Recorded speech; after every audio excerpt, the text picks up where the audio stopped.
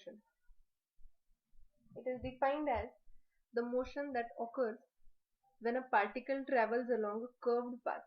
So you can see in the diagram adjacent, there is this vehicle which is moving in this curved path. So the path along which this is moving, vehicle is moving, is the curved path, and the motion of this vehicle will be the curvilinear motion. Another such examples are throwing a rocket in a dart in circular motion, or throwing a shot put ball or a javelin throw. So it need not be necessary that the path is completely continuous. It is possible that it may be a trajectory, as if I am moving my cursor right now. It might start from one end. Just it should move by a path. I will include some more examples. So if curvilinear motion is considered in a plane, then motion of the car along a curved road is one of the best examples. Then motion of cable along a steel cable, car cable along a steel cable. Another example of curvilinear motion in space is the roller coaster rides. The motion of roller coaster along its track, whatever it is designed in the manner. And another one is the motion of fighter jets during the national parade. So this you can see is the curved part.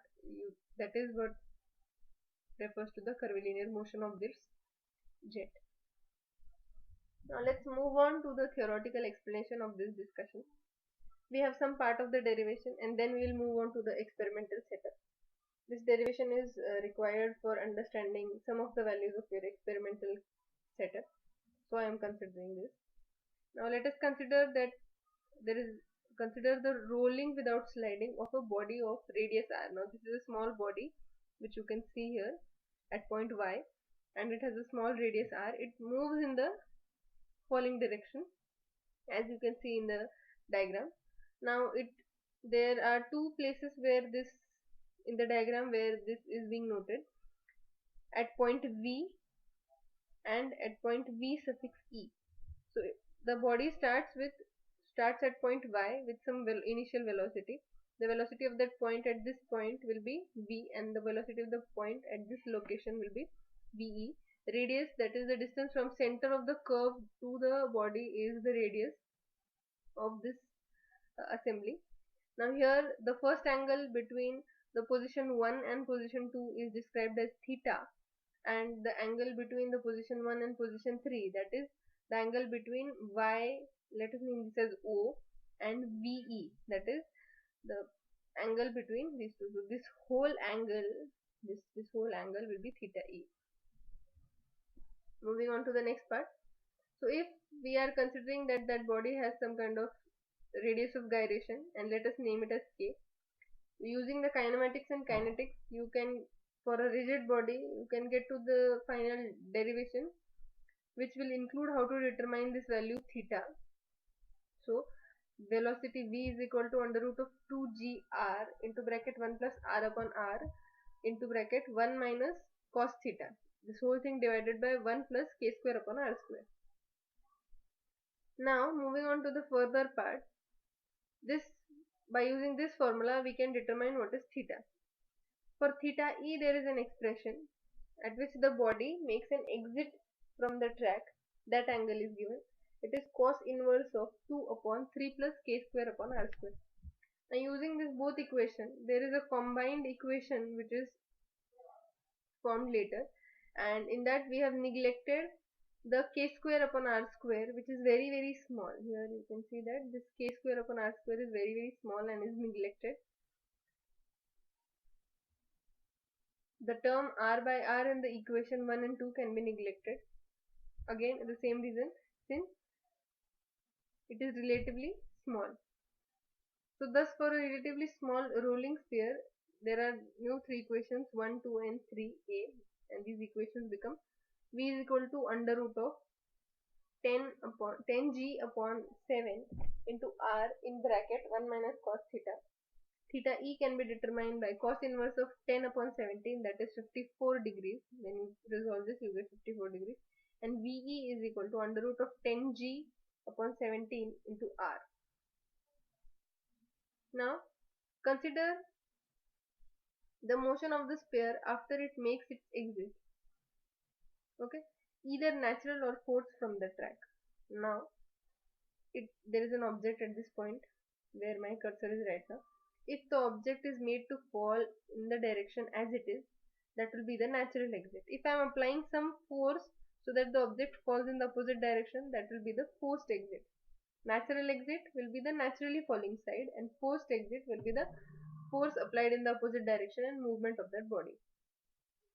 So if the exit is made at an angle theta as shown in the figure, so this is an angle theta. If we draw a tangent to the path of falling of that body, that angle with respect to the horizontal, the angle of tangent with respect to the horizontal of that trajectory, the equation can be given as y is equal to and into bracket x minus r sin theta into tan theta plus g x minus r sin theta square, this whole thing divided by 2v square cos square theta. Now these equations might be sounding very heavy to you, but these are some of the empirical equations, whereas also you can refer to some of the kinetics and kinematics chapters discussed by your subject teachers so that you get a proper idea of this expression. On my end, I am trying to consider all the aspects so that you at least understand from where all of these terms are coming. Here, exit velocity v is given by in the equation 1a. If the sphere is allowed to strike a horizontal surface passing through the center of the track, y is equal to r cos theta, the trajectory equation thus yields, and this is the huge equation what we get. We are getting the equation of this trajectory, that is the path of this, the equation of this trajectory path is being derived here. So if the exit is natural, that is, if the exit is naturally following this side, the theta will be 54 degrees, substituting the values here. And solving this equation, we get the value of x upon r as 1.093. For a forced exit, theta is 18 degrees, and solving this equation, we get the value of x upon r as 0.636. Now what is this x and what is this r? Moving on to the experimental setup, this is the reason I have included the initial part of derivation so that you understand what is x and what is r. So x will be the distance from the center to the point at which the ball drops.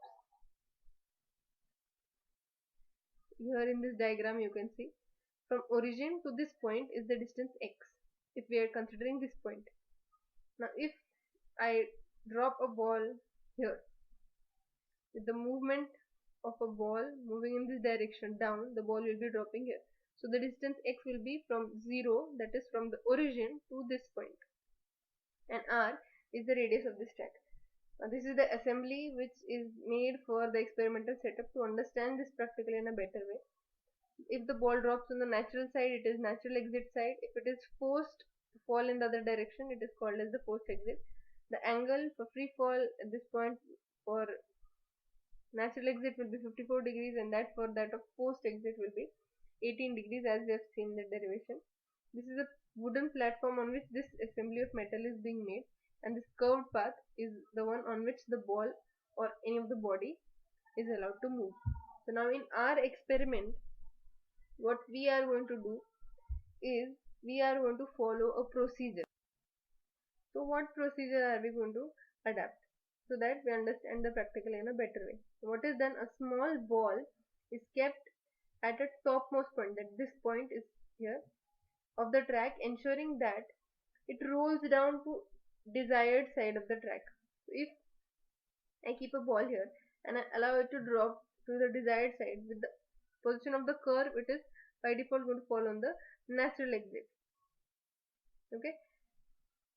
If you release your finger after holding the ball, the direction in which the ball moves, that is to be noted. If it moves in the natural direction, it will be the natural exit. It is moving in the forced direction, it is forced exit. The point at which the ball strikes in the horizontal platform, which is graduated in x by r, is carefully noted and the reading is recorded. So what do?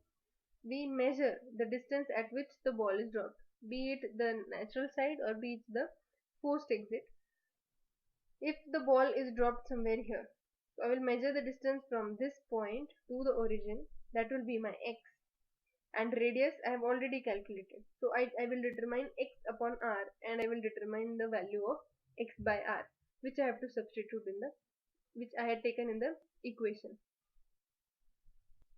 Moving on to the expression part, observation table part, sorry.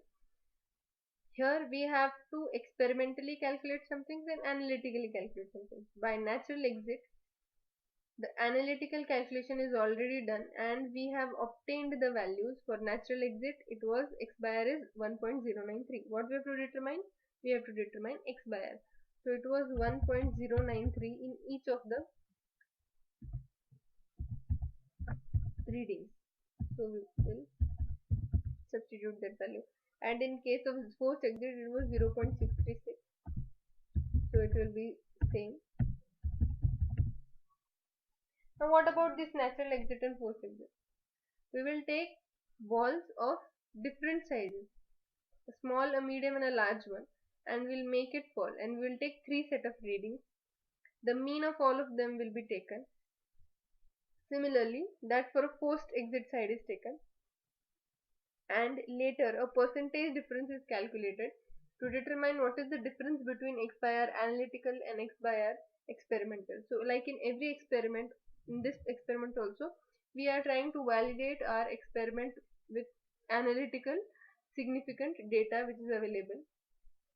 Thank you so much for listening to this video, for watching this video.